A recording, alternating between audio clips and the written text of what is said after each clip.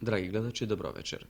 Vo večerašnjoj emisiji od oblasti nas saobraćajot i turizmot, kje se osvrneme na nekoj pobitni novini vo Republički od zakon za bezbednost na saobraćajot na patištata, što stapivo sila na 5. januari ova godina. Za novinite na ovoj zakon večerva govori Gico Vasilevski, viš inspektor vo Republički od sekretarijat za vnatrešni raboti. Vo rubrikata za turizmot, ovoj patke govorime za planiranjata i možnostite na Pelister, za razvojot na letnijot i zimskiot turizam. Niz iskažovanjata na predsedateljot na izvršniot Sovjet na sobranijetu na Bitola Jakim Ivanovski i diplomiraniot inženjer-arhitekt Dimitar Dimitrovski, kje se obideme da gi prikažeme perspektivite na Pelister vo ramkite na prostorniot plan na Ohridsko-Prespanskiot region. Vo ova rubrika, kje se osvrneme i na segašnite i idnite možnosti za razvitok od na turizma vo Kruševo, vo koje veke se sozdadeni i izvesni preduslovi. Najpravin za novinite vo Republički od zakon za bezbednost na saobraćajot na patištata. На 26. декември 1974 година Собранието на Македонија го усвои предлогот, односно го донесе Законот за безбедност на сообраќајот на патиштата, што е објавен во службен весник на Македонија број 49 од 28. декември 1974 година, а влезе во сила на 5. јануари ова година. Основната негова карактеристика во однос на стариот таков закон е што по обем регулира далеку поширока материја во однос на поранешниот закон, од причини што добар дел од материјата која порано беше регулирана на ниво на Федерацијата со основниот закон за безбедност на сообраќајот, со новите уставни престројувања, одделни работи минаа во надлежност на републиките и покрајните. Иако законот влезе во сила на 5. јануари ова година, оживотворувањето на одделни негови одредби, особено оние кои се однесуваат на подготвувањето на кандидати за возачи, условите за допуштање на возачки испит, програмат и начинот на полагањето на возачкиот испит, условите на работата и опремата на автошколите, условите за добивање на возачка и други, е сврзано со донесувањето на подзаконски акти, правилници кои се во тек на донесување. Односно, стручните служби ги изготвија скоро сите такви правилници и дадени се на дискусија на одделни фактори кои имаат допирни точки со материјата што ја регулираат тие правилници.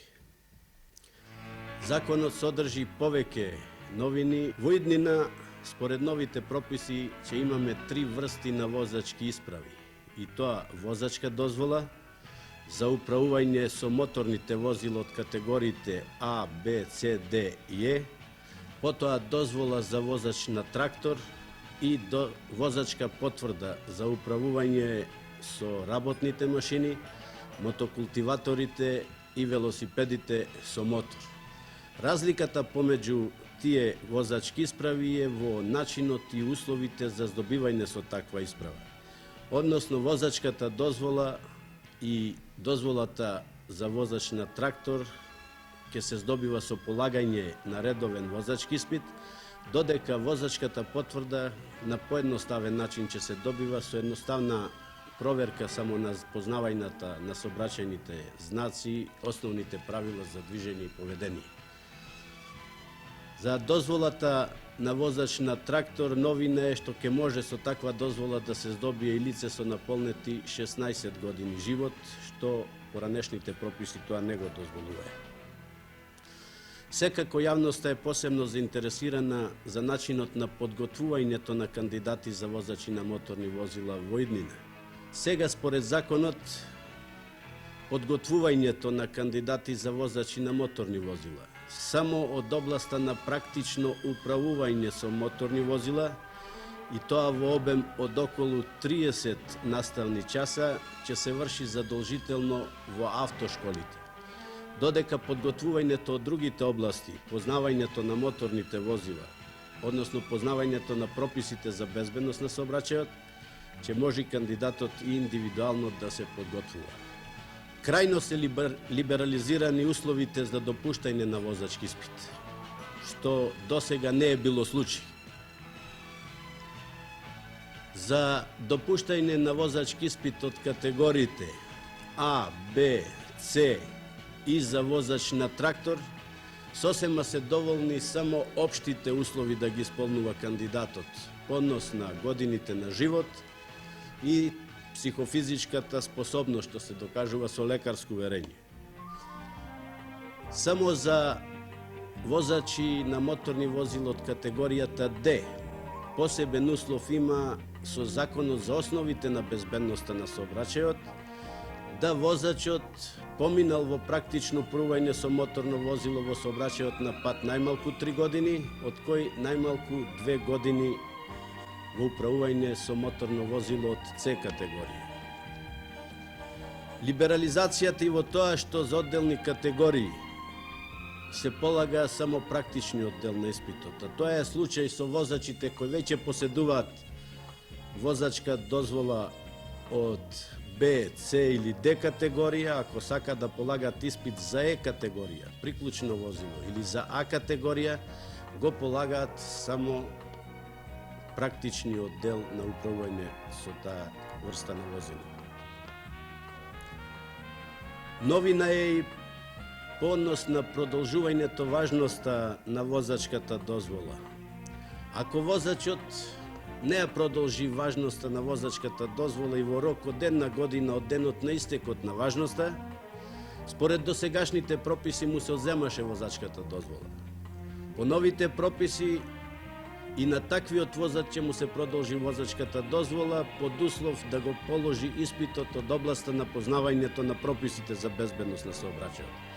Ако таквиот возач и во рок од 5 години не побара продолжување на важноста на возачката дозвола, возачката дозвола станува неважна, односно друга возачка дозвола ќе може да му се издаде после повторно полагање на целосниот возачки испит. Според новиот закон, на обврска за регистрација подлежат сите возила на моторен погон, што не беше случај според досегашните прописи. Имено, на обврската за регистрација ќе подлежат и работните машини, мотокултиваторите и велосипедите со мотор. За разлика од регистрацијата на моторните возила, регистрацијата на овие врсти возила на моторен погон е по-либерализирана и едноставна. Имено, регистрацијата на овие возила ќе биде трајна. Исто така за одбележување е што во законот е легализирано, односно озаконето помагалото со кој овластените службени лица во контролата и регулирањето на сообраќајот ја утврдуваат алкохолисаноста на возачите, познатите ампули, алкотест, алкоскоп, алкостоп и така натаму. Ова е значајно, напоменувам, од причини што во досегашната практика одделни суди за прекршоци тие помагала не ги признаваја како доказни средства во прекршочната постапка.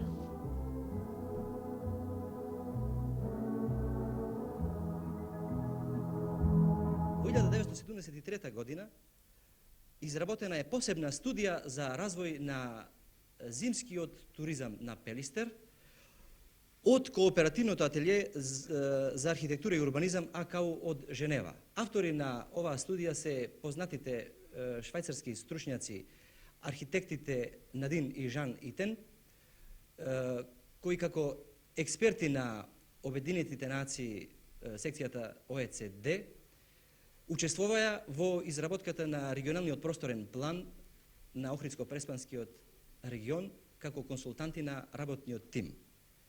Овие два елаборати потврдија дека Пелистер како национален парк и како планински масив ги содржи сите услови за да прерасне во еден од најзначајните туристички центри за планински туризам во нашата земја. Кои се компаративните предности на националниот парк Пелистер, односно овај планински масив над многобројните планини во нашата земја? Јас би издвоил неколку побитни фактори, од кои сметам дека прво се природно географските и климатските карактеристики на овај планински масив. Овде во прв ред мислам на поволната температура през сите сезони, добрата осонченост, добрата просечна влажност и што е најважно за зимски туризам, обилни снежни падавини. На второ место би ги клал природните убавини на овој надалеку познат национален парк, кои се сврстани во 4 групи: морфолошки убавини, хидролошки убавини, убавини на флора и фауна. Овде во прв ред би ги спомнал прекрасните величанствени планински врвови со голема надморска височина, од кои највисокиот врв Пелистер има 2601 метра надморска височина.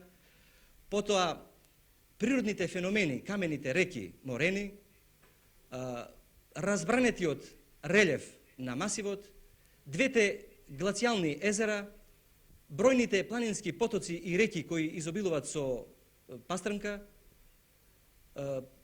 понатака и можда пред се единствената моликова шума која во ваква состојна, во вакви групации и сачуваност е единствена на Балканот, пошто е пред се и Пелистер познат. И на крај многобројниот дивеч кој во рамките на националниот парк е заштитен со закон. Ловот е забранет. Сепак, еден од најзначајните фактори за развитокот на зимските спортови на овој планински масив се прекрасните смучарски терени кои према изјавите на познати стручњаци, експерти од оваа област, се единствени во Југославија и се вбројуваат во едни од најдобрите во Европа. Овие смучарски терени се групирани према студијата за развој на зимскиот туризам, како што реков, изработена од познатите швајцарски експерти, во еден цирк, како што тие го нарекоја волшебниот цирк на целото Нижополе, кој започнува од црвени стени, оди до врвот Пелистер, над Малото езеро, Големото езеро, врвот Муза и врвот Скрково и завршува, значи, оваа кружна арка со центар во платото над Нижополе, кај што треба да биде изграден центарот за зимски спортови. Овој цирк во должина од околу 20 километра располага со површина од 8000 хектари површина за смучање, која можат да ја користат теоретски 40.000 смучари. Со регионалниот просторен план предвидено е до 1990 година на Пелистерскиот масив да бидат изградени во разни сместувачки капацитети 5700 легла, од кои 3000 легла во Центарот за зимски туризам кај Нижополе, 2000 легла во Центарот за летен туризам и 700 легла дисперзно распоредени низ планинскиот масив на разни пунктови.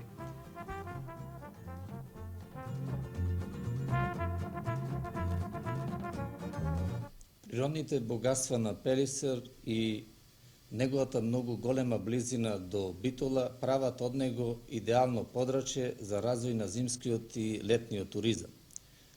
Преземени се одредени иницијативи за да се дојде до реализација како на спортскиот, исто така и на летниот туризам на Пелистер. Во однос на зимскиот туризам направени се одредени контакти со познати инострани фирми за производство на опрема, жичари за ски лифтови и ТВ кабини, од кои што производители инострани добиени се и во последно време понуди детализирани со услови и можности за кредитирање на опремата, со тоа што се со тие понуди цени дека комплексното решавање на зимскиот туризам на Пелистер ќе треба да се решава етапно во едно среднорочие, бидејќи влагањето само за жичарите се цени да изнесува по сегашни цени околу 60 милиони динари, додека за пратечи угостителски објекти, како и решавање на инфраструктурата, се цени исто така дека ќе треба да се вложат 40 до 50 милиони динари. За да би можело ово сево да се реализира, секако се поставува потреба од економско согледување на ефектите кои треба да се остварат од една страна и од друга страна од можностите за враќање на вложените средства, односно добиените кредити. Во смисол на ова се чинат одредени напори, многу позасилено за разлика од претходниот период, во пронавоѓање на организации или како сега се повеќе употребуваат зборот системи, како што е Интеримпекс Скопје, Интерекспор Београд, Генерал Експор Генекс Београд и други слични во Југославија во нивно ангажирање за вклучување во реализирање на овај емисиони зафат. Размислувањата за ваквата ориентација се донекаде резултат и од сознанијата дека оно што го поседува Пелистер за зимскиот туризам ги пречекорува границите на Југославија во смисел на неговото користење, експлоатирање и се цени дека ваквите системи со развиените своји представништва надвор и врски кои ги имат на тој план ќе можат во значителна мера да придонесат за поголемо привлекување на туристи, на корисници на зимскиот туризам на Пелистер, а од друга страна се цени исто така дека многу побрзо ќе може да се реализира динамиката на влагањата во наредново среднорочие. На планот на овие влагања би сакал да истакнам дека се имат одредени контакти почетни направено и со Стопанска банка на Социјалистичка република Македонија, а исто така се испитани и сите можни извори што стојат на располагање на организациите на здружен труд од подрачјето на општината, како и кредитните институции застапени во општината Битола, како што е филијалата на Стопанска банка, филијалата на Југобанка, како и филијалата на Југословенската извозна кредитна банка во Битола. Те во конструкцијата на севкупниве влагања, имајќи го во предвид понуденото кредитирање од ино лиферантите, кое што е негде во првиве понуди одредено на 7,5 до 8 години со поволна каматна стапка, се цени дека со ефектите што треба да се добијат, ваквото кредитирање ќе мора на одреден начин да биде прихватено од нашиве кредитни институции во земјава во негово пролонгирање на рокот на влагањата со оглед на карактерот кој го има туризмо во зачетнава фаза на развој во нашава република. Би користел прилика да кажам исто така неколку збора и за летниот туризам. На овој план во склопов на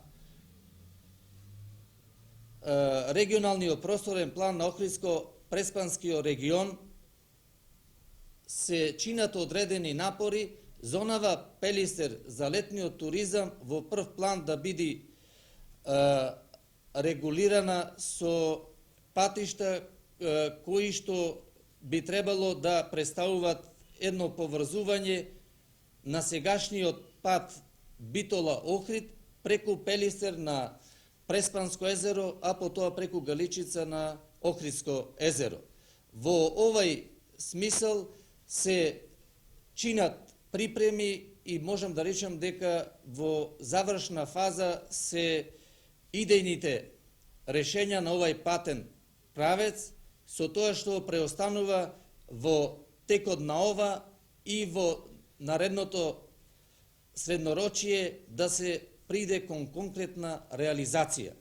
Исто така, на потек сме во текот на овај и наредниот месец да се произнесеме за микролокација за изградба на модерен хотел, со тоа што се разбира, тоа не треба да представува ни почеток, ни последен објекат кој треба да биде изграден во наредново среднорочие, туку напротив, тоа ни се чини дека е појдовното за кое што постои мислење кај нас во општинава дека ќе отвори една поширока перспектива не само на организациите на Здружен труд од подрачјето на општината, ами и на сите заинтересирани организации на Здружен труд и други организации од подрачјето на Републиката и цела Југославија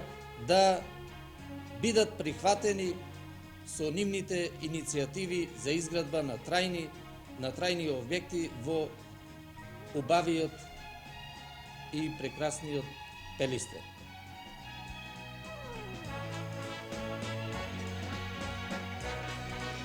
Крушево представува комплетен туристички центар.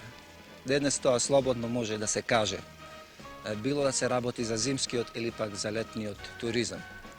Кога го велам ова, мислам дека Крушево ги има сите предуслови за еден ваков туризам. Имено со изградбата на новиот хотел од А категорија Монтана, потоа со изградбата на жичарницата и ски лифтот, Крушево ги има сите предуслови да стане примерен смучарски центар во нашата република. За тоа сведочи и се поголемиот број на туристи кои што од година на година станува се помногуброен. Така оваа зима бројот на туристите е рекорден. Некаде се цени дека Крушево го посетија за време на овие 3 зимски месеци од 10 до 15.000 туристи. Моментално во Крушево располага со околу 600 соби хотелски капацитети и околу 2000 лежаи во приватен сектор, во приватни куќи. Сегашните потреби овие лежаи ги задоволуваат, меѓутоа за во иднина секако се ова проблем изградба и на нови лежаи. Вие и самите го гледате колку туристи има, гужвите тука што се прават на ски лифтот, па затоа се налага изградба на нови вакви објекти, нови ски лифтови, исто така и на нови туристички капацитети. Меѓутоа и покрај овие подобности што ги има Крушево, постојат и определени проблеми во врска со развојот како на зимскиот, така и летниот туризам.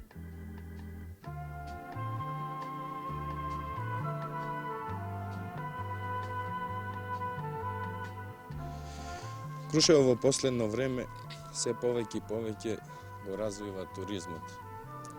Туризмот во Крушево треба во иднина да представува водечка грана. И од тука Крушево смета дека стопанството исклучиво ќе се развива преку туризмот, а поготово преку зимските спортови.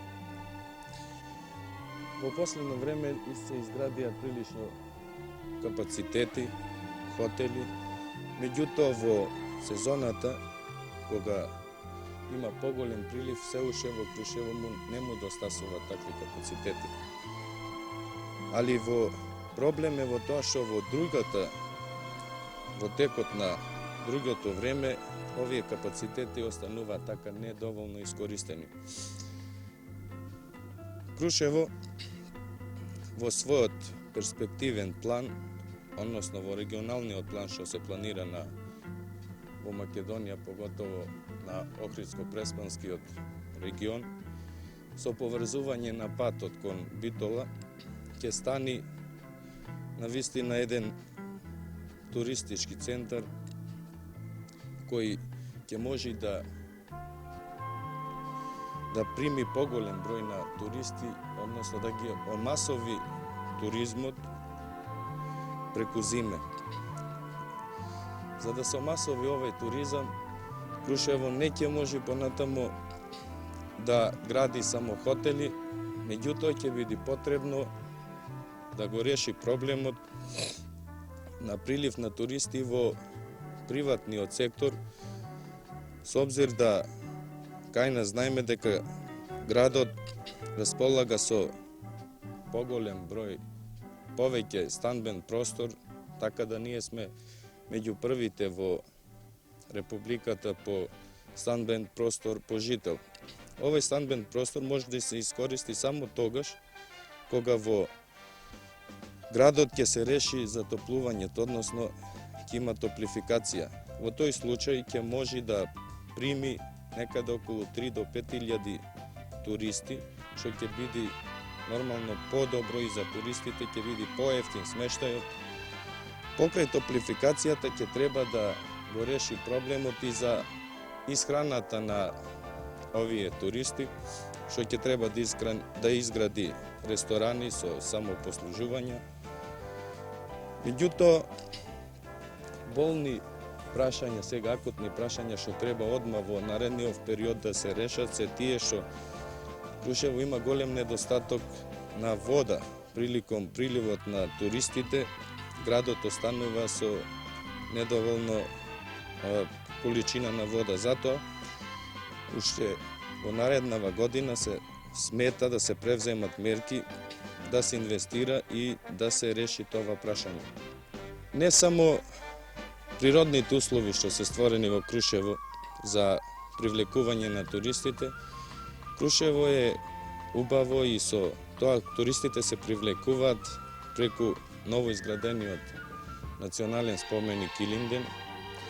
Исто така туристите можат да видат историски споменици со црквите во кои има убави резбарења од средниот ушевек, потоа галеријата, музејот во кој може целосно да се види борбата на македонскиот народ од турското време па наваму и многу работи што ги нема другите туристички места. Најубаво во Крушево е тоа што Крушево е на висина од 1300 метра и е тука терените скијачки и други се одма до градот.